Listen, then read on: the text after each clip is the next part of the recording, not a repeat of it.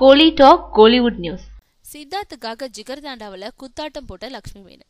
குடும்ப குத்து விளக்கா பூனை மாதிரி களமிறங்கின லக்ஷ்மி மேனன் இப்போ லிப்லாக் சீனு, கவர்ச்சி நடனம்லாம் படத்துக்கு படம் ரகலை செய்ய தொடங்கியிருக்காங்க.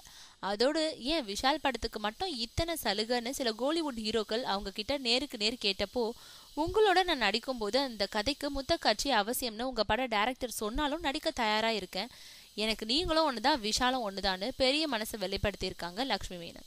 அதுக்கப்புறம் கொதிப்புல இருந்த சில ஹீரோக்கள் கூலாயிருக்காங்க.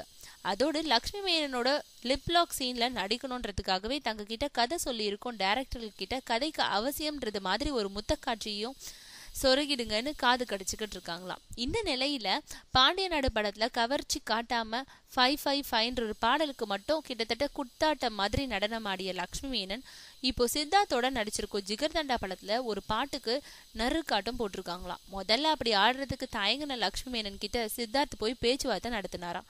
அதை அடுத்து என்னோட ஃபேவரட் ஹீரோ சித்தார்த், அவர் கேட்கிறப்போ நான் மாட்டேன்னு சொல்ல முடியுமான்னு வரைஞ்சு கட்டிக்கிட்டு கோதால இறங்கியிருக்காங்களா லக்ஷ்மி மேனன்.